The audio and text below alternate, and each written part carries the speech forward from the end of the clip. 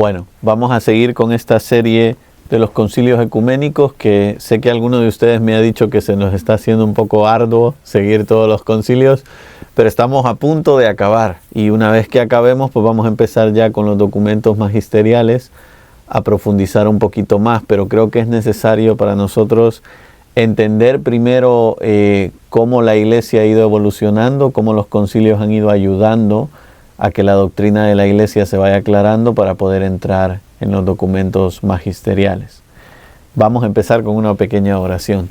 En el nombre del Padre, y del Hijo, y del Espíritu Santo. Amén. Le pedimos al Señor en este día que nos abra nuestros corazones y nuestras mentes para profundizar en el concilio de Basilea, Ferrara, Florencia. Pedimos todo esto al Señor rezando la oración que Él nos enseñó. Padre nuestro que estás en el cielo, santificado sea tu nombre. Venga a nosotros tu reino, hágase tu voluntad en la tierra como en el cielo.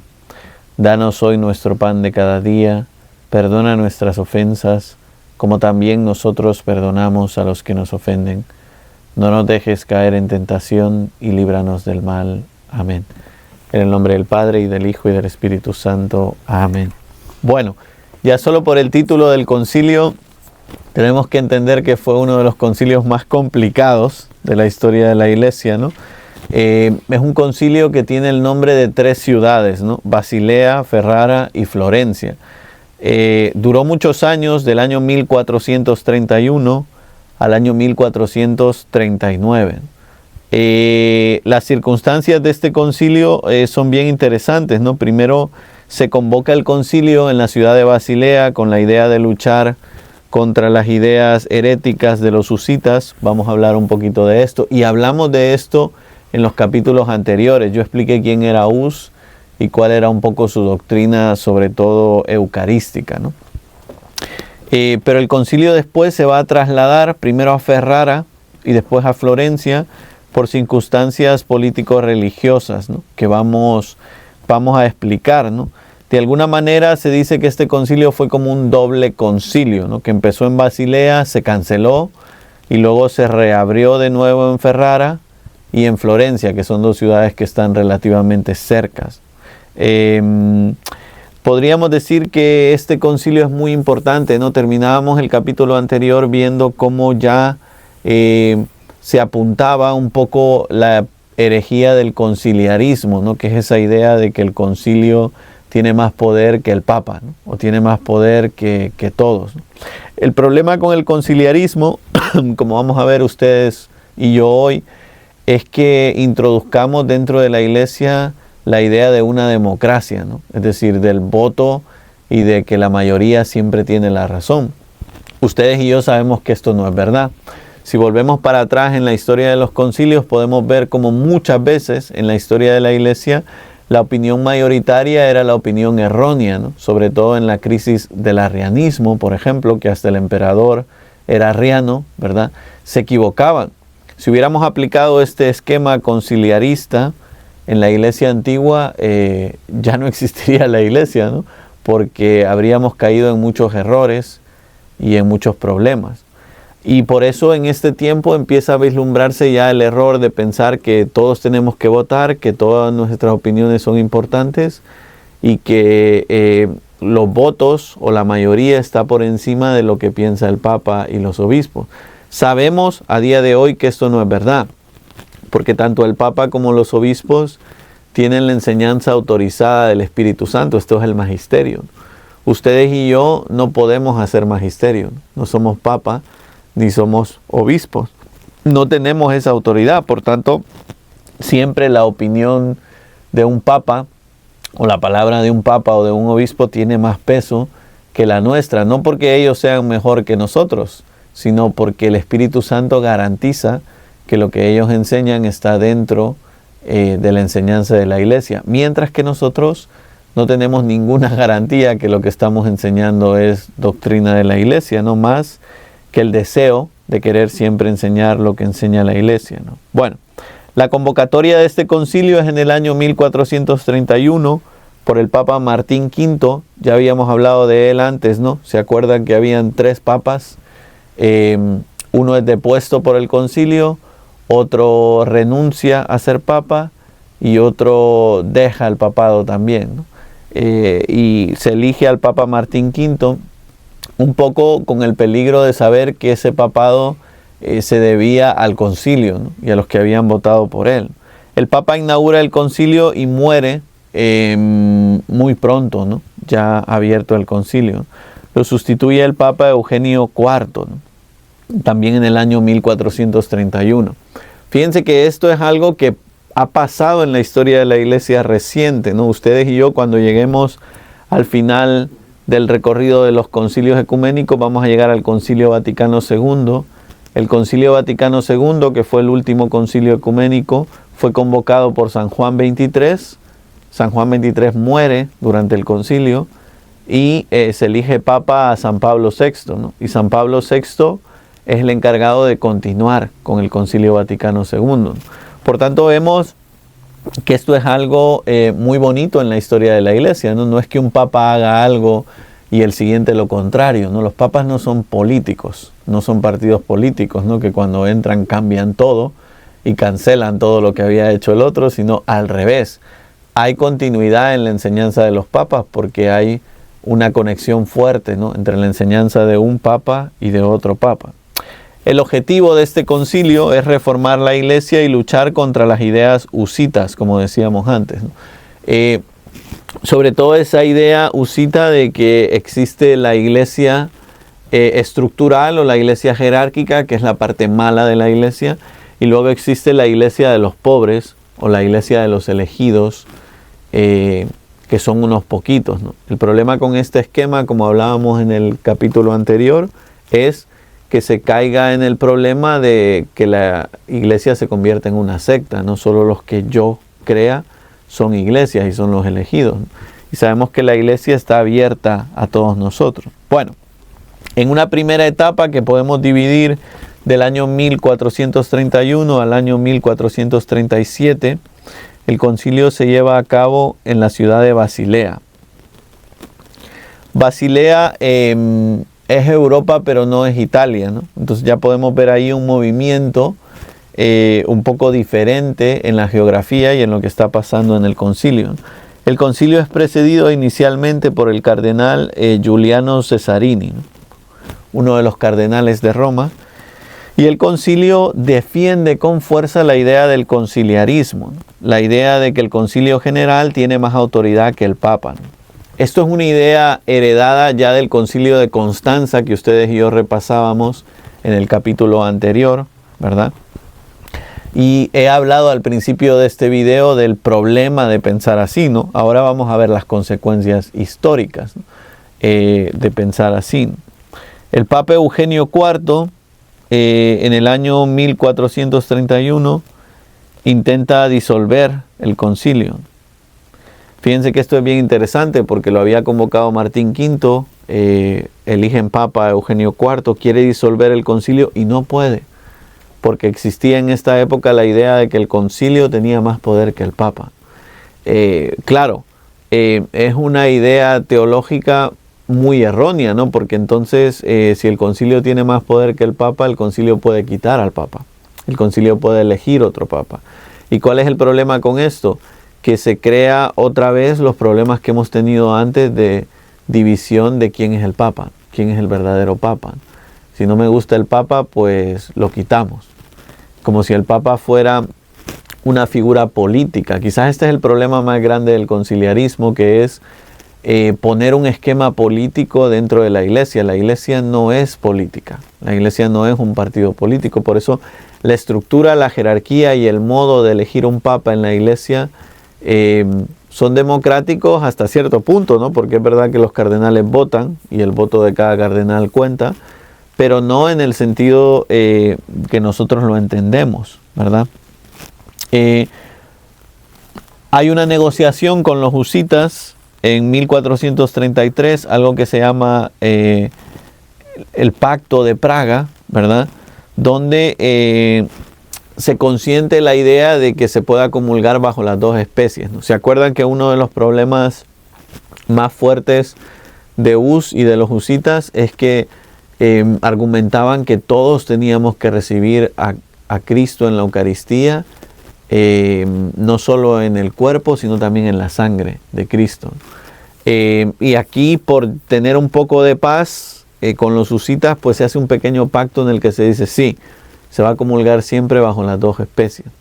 Claro, el peligro teológico de esto, en la práctica se ve muy bonito, ¿no? Comulgar bajo las dos especies, ¿no? Pero el peligro teológico de esto es pensar que si uno no recibe el cáliz, no está recibiendo a Cristo.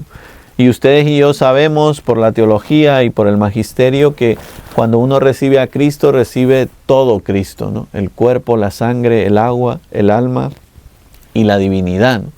Tanto sea en el cuerpo de Cristo como en la sangre de Cristo, ¿no?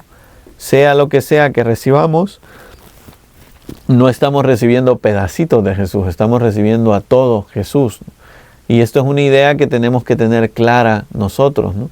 En este tiempo no estaba tan clara, ¿no? Los husitas pensaban que no recibir la sangre de Cristo era no recibir a Cristo por completo, ¿no? Y la iglesia empieza a ceder en esta idea.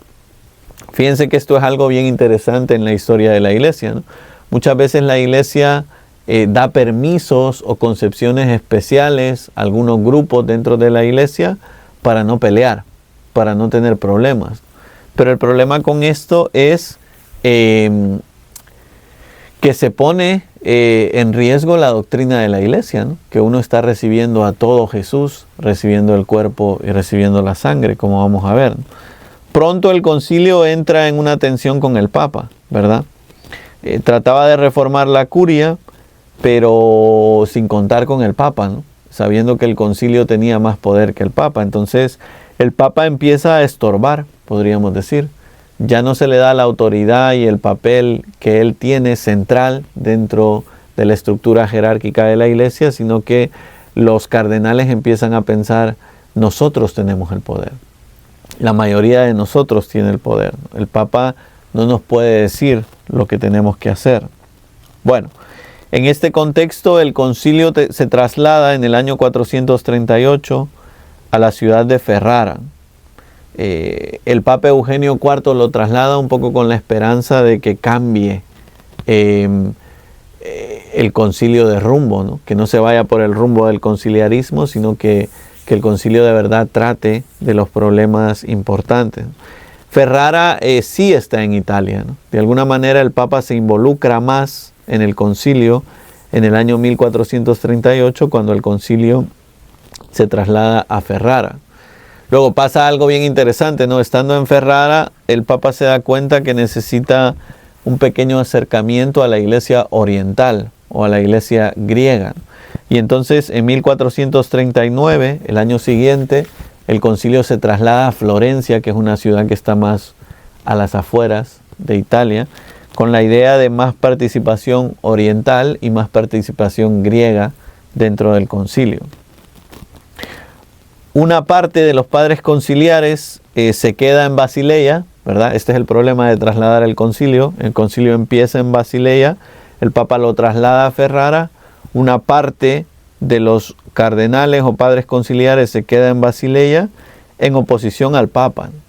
Y deciden elegir un antipapa, ¿no? Félix V en el año 1439. Bueno, ya volvimos al problema de antes, ¿verdad? Pensábamos que estaba solucionado este problema de tener 2 o hasta 3 papas y ahora volvemos al problema de antes. ¿Por qué? Por no entender la estructura de la iglesia, por no entender cómo funciona la iglesia. Y esto es algo que nosotros tenemos que tener muy claro, ¿no? Para no caer en estos problemas. Fíjense que tener 2 papas es, podríamos decir, una iglesia dividida. Es, podríamos decir, una iglesia confusa y es, podríamos decir, una iglesia revuelta, ¿no? Donde hay confusión, donde hay división, siempre hay problemas y siempre hay pleitos y siempre hay rencillas, ¿no? Y es lo que empieza a pasar en este concilio de Basilea, Ferrara, Florencia.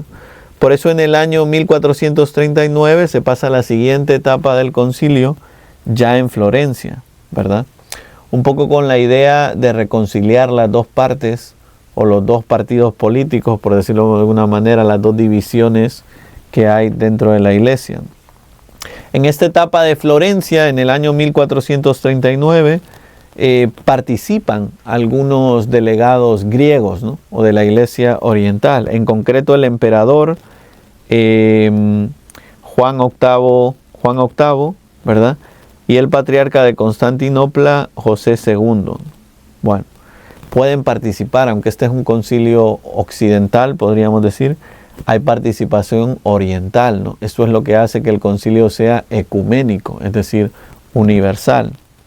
El objetivo o parte del objetivo de este concilio de Florencia o de esta última etapa en Florencia es la unión entre la iglesia latina y la iglesia griega, o la iglesia occidental y la iglesia oriental. En estos momentos, perdón que me ponga historiador, pero es importante esto, ¿no?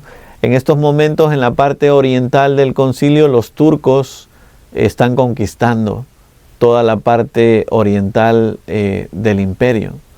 Y los cristianos están empezando a ser minoría. Fíjense que esto nos muestra lo que pasa hoy, ¿no? Uno va a esos lugares hoy, a Constantinopla, que es Turquía, por ejemplo, y los cristianos en Tierra Santa también, ¿verdad? Los cristianos en esa parte oriental del imperio son minoría a día de hoy, ¿no? En esta época todavía no lo eran, pero ya estaban empezando a perder fuerza con los turcos que estaban conquistando territorio en Bizancio o en la parte oriental del imperio. Entonces se quiere en este concilio de Florencia unir a la iglesia latina con la iglesia griega para poder defenderse del enemigo común, que en este caso son los turcos. Y es bien interesante, ¿no? He explicado ya en otros capítulos los problemas doctrinales que nos han separado de la iglesia oriental, ¿no? Por eso existe la iglesia católica y la iglesia ortodoxa, ¿no? Uno de los problemas más graves era el filioque, que lo hemos explicado, pero ahora vamos a hablar de ello un poquito. El tema del purgatorio, que no se explicaba de la misma manera, ¿verdad? El primado del Papa, ¿verdad? Que ha sido un problema y sigue siendo un problema para la Iglesia Oriental. Y el tema de los sacramentos. Del filioque, solo digamos que la doctrina es exactamente la misma, aunque el modo de expresarlo no. Cuando nosotros decimos el credo y hablamos del Espíritu Santo, los occidentales decimos que el Espíritu Santo procede del Padre y del Hijo. Claro, con esto no queremos decir que el Hijo es origen como el Padre, ¿verdad? Sino que simplemente en la relación del Padre con el Hijo nace el Espíritu Santo, no lo que decimos nosotros, ¿no? Que el Espíritu Santo es el amor entre el Padre y el Hijo. A los orientales no les gusta oír esto, ¿no? Ellos en su credo solo dicen, y procede del Padre, porque ellos entienden el Padre como origen. Nosotros pensamos de la misma manera, ¿no? Sino que lo que pasa es que en el modo de escribir y expresar el credo está de diferente manera, ¿no? Entonces en este concilio de Florencia se explican bien las dos partes, ¿verdad? Y se llega a un acuerdo que aunque los credos se expresen de diferente manera y con unas palabras diferentes, en el fondo creemos lo mismo. Lo mismo con el tema del purgatorio y con el tema del primado papal. Ahora, entendamos que en las iglesias orientales o en las iglesias ortodoxas tiene mucha fuerza la idea de que la cabeza de la iglesia local es la autoridad. En la iglesia occidental también, ¿no? Ustedes y yo sabemos que la autoridad de la diócesis de Arlington es el obispo Burbidge, ¿verdad? Si tenemos una duda, le preguntamos a él directamente. Ahora, hay una diferencia, ¿no? Nosotros los occidentales sabemos que el obispo Burbidge es el encargado, pero sabemos que por encima de él está el Papa, ¿no? Que es la cabeza de la Iglesia Universal. En las iglesias orientales se da tanta fuerza a la iglesia particular o a la iglesia local que el Papa no tiene ese papel importante en las iglesias orientales. Y por eso, aunque ellos reconocen que el Papa tiene un primado porque es la cabeza de la Iglesia Universal y el obispo de Roma, entienden que no debe meterse tanto en asuntos locales. Fíjense que esto que a nosotros nos cuesta más entender porque somos occidentales, tiene su valor, es decir, cada obispo es el encargado de su diócesis y el encargado de legislar dentro de su diócesis. No podemos nosotros, si tenemos un problema, ir directamente al Papa. Sí podemos, pero nos estamos saltando, podríamos decir, la cadena de mando, ¿no? Lo primero que tenemos que hacer nosotros es ir a nuestro sacerdote, al sacerdote de la parroquia. Después ir al obispo y por último ir al papa. Casi en estos casos es algo dudoso y que se tiene que apelar, ¿no? Cuando algo va directamente al papa o a Roma. Pero normalmente intentamos arreglar siempre estas cosas a un nivel local, con nuestro sacerdote y con nuestro obispo. Y esto es muy importante, ¿eh? Yo creo que nosotros tenemos que caer en la cuenta de que esto no tiene nada que ver con qué simpático es el padre o qué también me cae el padre o mi obispo. Tenemos que entender que esto es algo de derecho divino y que viene directamente de Dios. Por muy simpático que mi sacerdote sea o mi obispo, no le obedezco a mi sacerdote ni a mi obispo porque es simpático. Le obedezco porque sé que Dios se manifiesta o la voluntad de Dios se manifiesta por medio de él.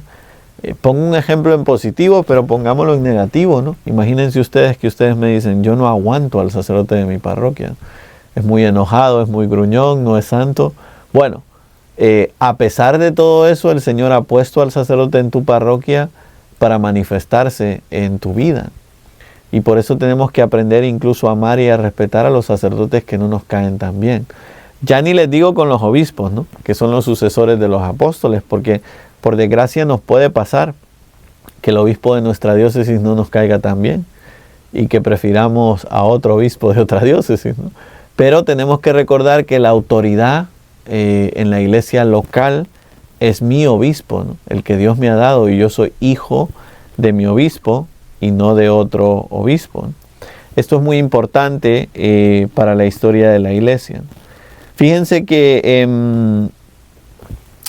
es bien interesante, pasa un poco lo mismo que en los concilios anteriores, ¿no? Aunque se llega a un acuerdo con la iglesia oriental y con los griegos, por escrito y en lo doctrinal, a la hora de llevarlo a las iglesias locales, orientales u ortodoxas, no se acepta esto en la práctica, ¿no? Está ya tan dividida, han pasado tantos años en que la iglesia ha estado unida, que esa división esa unión, no es real. Ya no se vuelve a unir la iglesia. Y esto es algo que nos tiene que hacer reflexionar a nosotros, porque a veces nosotros promovemos la división dentro de la iglesia, ¿no? Y pensemos algo, ¿no? Cuando dividimos la iglesia y cuando han pasado muchos años en la división de una iglesia, es muy difícil sanar esas heridas, ¿no? Tanto es así que la división entre la iglesia occidental y la iglesia oriental nunca se sanó hasta el día de hoy, ¿no? Aunque hay una cierta comunión y una cierta hermandad, la iglesia sigue dividida entre la iglesia católica y la iglesia ortodoxa, ¿no?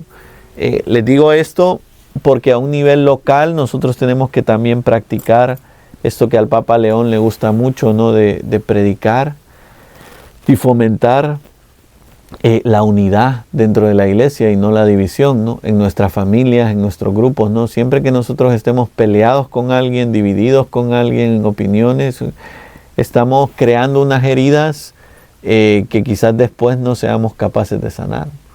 Y por eso es muy importante para nosotros estar encima de nosotros mismos, preguntándonos y sabiendo si estamos fomentando la unidad, la comunión dentro de la iglesia o no. Bueno, veamos por un momento los protagonistas de este concilio de Basilea, Ferrara, Florencia, ¿no? Por un lado tenemos al Papa Martín V, que convoca el concilio y que muere poco antes de que se abra el concilio en ese año, ¿no? Lo sucede el Papa Eugenio IV, que es Papa durante todo el concilio, se opone firmemente a la herejía del conciliarismo, ¿verdad? E impulsa el traslado del concilio de Basilea a la ciudad de Ferrara y más tarde a Florencia, por motivos que ya hemos explicado. También dos personas muy importantes de las que ya hemos hablado son, por un lado, el cardenal Giuliano Cesarini, que es el presidente del concilio inicial en Basilea, ¿verdad? Nicolás de Cusa, un joven teólogo que pasa de apoyar el conciliarismo o el concilio a defender al Papa, ¿no? Y esto es muy bonito, ¿no? Porque aquí podemos ver cómo Dios actúa en las personas y cómo Dios es capaz de moldear los corazones, ¿no? ¿Cuántos de nosotros hemos vivido en el error en nuestra vida, ¿no? Quizás algunos de nosotros cuando no conocíamos a Dios teníamos una vida de pecado, una vida de desorden, una vida de desenfreno, ¿verdad? Y después que conocimos a Dios, Dios corrige esas cosas en nosotros, ¿no? Y es lo bonito. Si nosotros tenemos el corazón abierto a la gracia de Dios, Dios puede corregir todas estas cosas en nuestra vida. Bueno, y por último tenemos también a Besarión, que es un obispo griego que lucha por la unidad de la Iglesia Oriental y de la Iglesia Occidental. Bueno, de la parte griega, como decíamos antes, teníamos al emperador bizantino Juan VIII y al patriarca también José II, ¿no? Que participan de este concilio de Basilea, Ferrara, Florencia. Y tenemos también, como decíamos antes, un antipapa, el Papa Félix V, que es elegido por la facción conciliarista del concilio de Basilea en el año 1439. Esto es impresionante, ¿no? Porque el Papa convoca el concilio en Basilea, lo mueve a Ferrara y hay algunos que están en contra del Papa y se quedan en Basilea haciendo su propio concilio paralelo, ¿no? Podríamos decir, y eligen un antipapa, ¿no? Fíjense que esto es algo bien interesante porque aquí se muestra la gran división y los grandes problemas que había en la iglesia de esta época. Yo creo que ustedes y yo tenemos que tener la humildad y la sencillez de entender que somos hijos de la iglesia, ¿no? Y que tenemos que ser obedientes, aunque no nos guste, ¿verdad? Decían los santos, y es verdad, que el que obedece no se equivoca, ¿no? Y qué verdad tan grande, y a veces la obediencia va en contra de mi modo de pensar, de mi modo de sentir, de mis opiniones, de mis criterios, ¿verdad? Pero nos garantiza que estamos siguiendo la voluntad de Dios y no un capricho nuestro, ¿no? Porque es muy fácil para nosotros encapricharnos y hacer las cosas como nosotros queremos. Veámoslo aquí, ¿no? Un grupo de cardenales, de obispos, decide quedarse en Basilea y elegir otro papa porque no le gusta el papa que hay. Y no le gusta el traslado que hizo el papa del concilio de Basilea a Ferrara, ¿no? Bueno, esto tiene que darnos mucho que meditar y pensar a nosotros, porque cuántas veces a nosotros no nos gusta lo que hace el sacerdote de nuestra parroquia o el encargado de nuestro grupo o nuestro obispo, ¿no? O incluso el Santo Padre, y tenemos que recordar esto, ¿no? El criterio para la obediencia es siempre obedecer, al menos que lo que me manden sea pecado, ¿verdad? Si lo que me mandan es pecado, obviamente que tenemos que obedecer a Dios antes que a los hombres. Pero si lo que me están mandando no es pecado, aunque no me guste, en circunstancias normales, nuestro criterio tiene que ser siempre obedecer. Porque yo no soy más inteligente que el Papa. Porque yo no tengo más autoridad que el Papa, que los obispos, que los sacerdotes. Y tenemos que tener la humildad y la sencillez de reconocer esto, ¿no? Que nosotros no estamos por encima de la autoridad de la iglesia. Bueno, dividamos por un momento el concilio otra vez y veamos lo que hicieron, ¿no? Primero, la primera parte del concilio se celebra en Basilea, y en Basilea se afirma la supremacía del concilio por encima del Papa, que es una idea errónea, ¿no? Una idea herética que se llama el conciliarismo. Por eso ya podemos ver que el concilio de Basilea estaba viciado, podríamos decir de alguna manera, porque tenía ya el propósito de decir que el concilio estaba por encima del Papa. Se reforman los beneficios eclesiásticos, ¿verdad? Y la curia romana, que está constantemente en reforma, ¿no? San Juan Pablo II hizo una reforma de la curia romana, Benedicto XVI hizo una reforma de la curia romana, el Papa Francisco hizo también una reforma de la curia romana. ¿Por qué?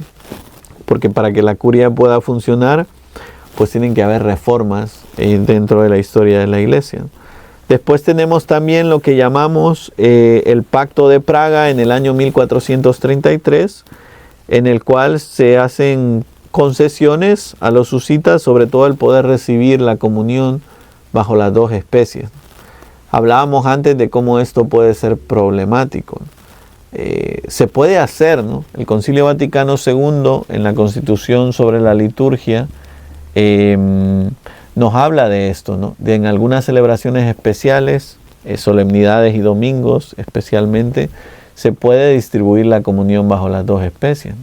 Y esto es bien interesante porque en algunas parroquias de nuestra diócesis lo hacemos, en otras no. Y tenemos que tener la sencillez y la humildad de entender que los que deciden esto son los sacerdotes, ¿verdad? Y si en mi parroquia no se hace, pues yo tengo que estar tranquilo porque cuando estoy recibiendo solo el cuerpo o solo la sangre de Cristo, estoy recibiendo a todo Cristo, ¿no? Su cuerpo, su alma, su sangre y su divinidad, ¿no? Todo Jesús en eso que recibo. Bueno, en este concilio se condena o se intenta condenar al Papa Eugenio IV, que es el Papa legítimo, por herejía y desobediencia a la idea de que el concilio está por encima. Y no solo se intenta condenar, sino que se elige un antipapa, Félix V, en el año 1439. Bueno, por eso podríamos resumir esto diciendo que el concilio de Basilea fue un concilio viciado desde el principio. No todas las cosas que hizo estuvieron mal, ¿no? Y el Papa no haya otra manera de arreglar este problema que trasladando el concilio en 1438 a la ciudad de Ferrara y más tarde a Florencia, como hemos hablado. ¿Qué hace el concilio? Decíamos antes, ¿no? Por una parte, la aceptación de la frase o de la palabra filioque, que el credo pueda decir que el Espíritu Santo procede del Padre y del Hijo, aclara la doctrina del purgatorio, ¿verdad? Que hasta el día de hoy es algo que da de qué hablar. Usted vaya a cualquier parroquia del mundo y pregunte qué es el purgatorio y cada uno de nosotros va a tener una opinión diferente, ¿no? Pero hay una doctrina sobre el purgatorio que el concilio de Ferrara-Florencia aclara. También nos habla del primado del Papa como sucesor de Pedro con pleno poder sobre la Iglesia, ¿no? Por encima del concilio. El que puede cerrar un concilio es el Papa, no el concilio quitar al Papa como habían hecho en Basilea, ¿verdad? Tiene más poder el Papa que el concilio, ¿verdad? Y esto es muy importante, ¿no? Entenderlo de esta manera. Y por último, la validez de los 7 sacramentos, ¿no? En esta época, sobre todo que se va vislumbrando ya la reforma protestante, empiezan a decir los reformadores que los sacramentos no son necesarios para la salvación y que los sacramentos no son 7. Y cada uno de los reformadores nos va a dar su lista de sacramentos. Y hasta el día de hoy esto es verdad. Usted vaya a cualquier iglesia protestante que no es católica y pregunte cuántos sacramentos tienen y algunos de ellos les van a decir, solo es necesario el bautismo para salvarse. Otros les van a decir, no, también quizás la Eucaristía, aunque no sea el cuerpo de Cristo, pero es un símbolo de lo que Jesús hizo en la última cena. Y algunos quizás tengan el sacramento del matrimonio, algunos, aunque en general normalmente no. Lo mismo con la confesión. Entonces es bien interesante que en esta época de la historia de la Iglesia empiece a ponerse en tela de juicio el tema de los sacramentos, ¿verdad? Más adelante, después de la Reforma, va a tener que venir el Concilio de Trento a explicar bien qué son los sacramentos y por qué los sacramentos son importantes para nuestra salvación. Pero es importante que nosotros entendamos que aquí empieza a vislumbrarse ya este problema de no entender, ¿no? Qué son los sacramentos y la necesidad de los sacramentos para la salvación eterna de todos y cada uno de nosotros. Hagamos un resumen de lo que hizo este concilio, ¿no? Para que lo entendamos un poquito, pero digamos que fue el gran último intento de unir a la Iglesia de Oriente con la Iglesia de Occidente o a la Iglesia latina con la Iglesia griega. Después de este concilio va a pasar una circunstancia histórica muy trágica, ¿no? Los turcos van a conquistar todo el imperio oriental. Se acabó la parte oriental del imperio. En este momento se van a adueñar incluso de la capital, que es Constantinopla. Y de esto quedan pruebas históricas, ¿no? A día de hoy viaje usted a Constantinopla, que es Estambul, Turquía, ¿verdad? Y ahí quedan algunos templos cristianos que se han convertido en mezquitas, ¿verdad? Pero que ya no son templos cristianos, ¿no? Entonces, aquí podemos ver cómo desaparece la parte oriental del imperio, ¿no? Se quedan algunos cristianos en esas zonas, como sabemos, pero desaparece ese imperio cristiano que existía en Oriente, y ya solo se queda el imperio cristiano que existe en Occidente. Después también en esta época es el punto culminante del conciliarismo. El concilio de Basilea fomenta esta idea de que el concilio es más valioso que el Papa y que el concilio tiene más poder que el Papa. Pero también después de que el concilio se traslada a Ferrara y a Florencia, el Papa certifica la idea del primado papal, de la autoridad papal. El Papa está por encima del concilio. El Papa es el que tiene la autoridad porque Cristo le ha dado a Pedro esas llaves del reino, ¿no?, para atar y para desatar. Y por último, se dejan documentos enormes de valor teológico, eclesiástico y del diálogo ecuménico, ¿no? Déjenme terminar así, ¿no? Esto del ecumenismo es algo que ha estado de moda durante mucho tiempo, pero que quizás a veces no entendemos, ¿no? El ecumenismo es el diálogo entre, podríamos decir, ramas del cristianismo, ¿no? Nosotros tenemos cosas en común, ¿verdad? La Iglesia Católica no es la Iglesia Anglicana, ni la Iglesia Luterana, ni la Iglesia Evangélica, ni la Iglesia Pentecostal, pero compartimos cosas en común, ¿no? Todos somos discípulos de Jesús, todos creemos en Cristo, todos creemos en las Sagradas Escrituras. Entonces el ecumenismo es el movimiento, o el diálogo ecuménico es el movimiento que quiere que siempre exista un diálogo entre las denominaciones cristianas. Y creo que esto es importante, sobre todo para el testimonio que damos ante el mundo. No puede ser que el mundo piense, y esto ha pasado en muchas etapas de la historia del mundo, ¿verdad? No puede ser que el mundo piense que los cristianos estamos peleados entre nosotros, ¿verdad? Que no nos podemos ni ver, que no nos soportamos, porque eso es un antitestimonio, ¿no? Jesús quiere que nosotros empecemos a dar testimonio de que creemos en Él y en el Evangelio con el amor que tenemos a los demás, incluso a los que no son de la misma religión que nosotros. Por eso también, además del diálogo ecuménico, existe el diálogo interreligioso, ¿no?